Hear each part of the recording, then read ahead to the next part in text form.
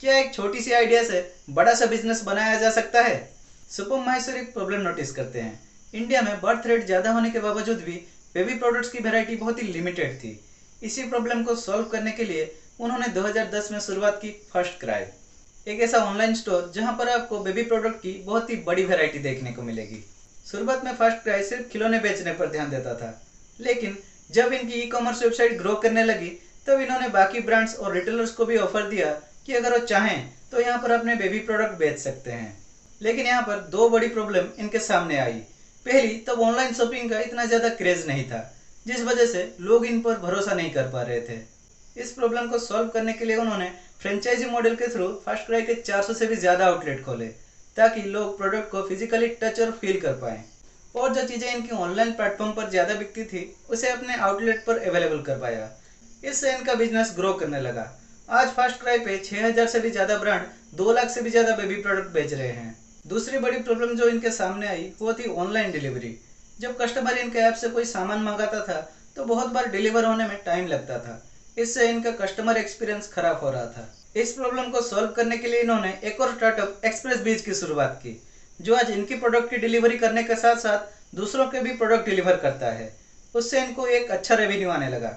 लेकिन सबसे बड़ा सवाल ये है कि फर्स्ट क्राई प्रॉफिटेबल कैसे बना, क्योंकि अगर आप दूसरों के प्रोडक्ट सेल करते हो तो आपको बहुत ही कम मार्जिन मिलता है, और बिजनेस में अगर आपको ज़्यादा मार्जिन चाहिए तो आपको अपने खुद के प्रोडक्ट सेल करने पड़ेंगे।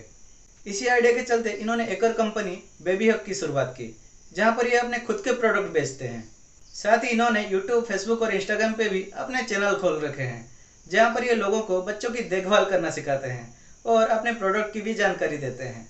इसी तरह की कुछ बेहतरीन स्ट्रैटेजी की मदद से आज फर्स्ट क्राई एक यूनिकॉर्न स्टार्टअप बन पाया है। किसी ने सही कहा था, दुनिया में हर बड़ी कंपनी की कहानी एक छोटी सी समस्या को सॉल्व करने से शुरू होती है। एक टीचर, एक व्हाइट बोर्ड और एक सपना कि इंडिया के हर बच्चे तक अफोर्डेबल एजुकेशन पहुंचाना।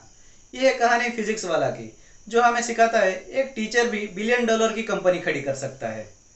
हर मिडिल क्लास माँ बाप की एक ही इच्छा रहती है कि हमारे बच्चे पढ़ लिख कर अच्छे इंजीनियर बन जाए, अच्छी सी नौकरी कर ले और बस।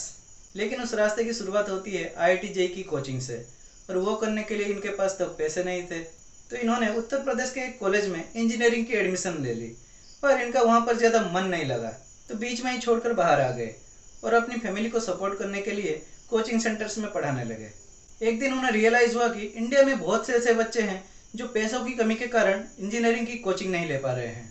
इसी प्रॉब्लम को सॉल्व करने के लिए और इंडिया के हर बच्चे के पास अफोर्डेबल एजुकेशन पहुंचाने के खातिर एक मार्कर और एक व्हाइट बोर्ड के साथ शुरुआत की अपने यूट्यूब चैनल फिजिक्स वाला की, जो आज एक यूनिकॉर्न स्टार्टअप बनकर खड़ा है। शुरुआती दौर में वो अपने छोटे से कमरे में वीडियो को शूट करते थे और उसे यूट्यूब पर अपलोड करते थे।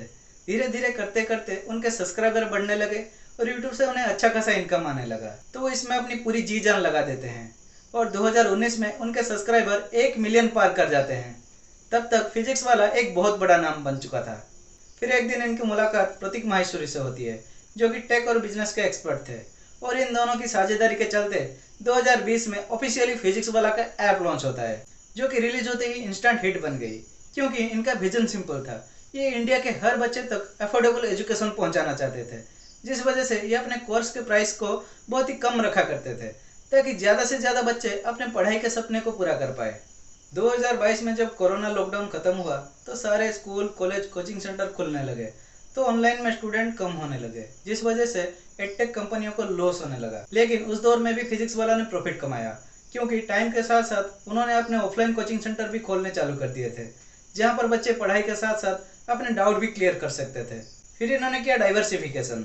आज आप फिजिक्स वाला में JEE नीट के साथ साथ IAS, बैंकिंग, SSC और भी ढेरों एंट्रेंस की तैयारी कर सकते हो। इसी तरह की कुछ बेहतरीन स्ट्रैटेजी की मदद से आज फिजिक्स वाला एक यूनिकॉर्न स्टार्टअप बन पाया है।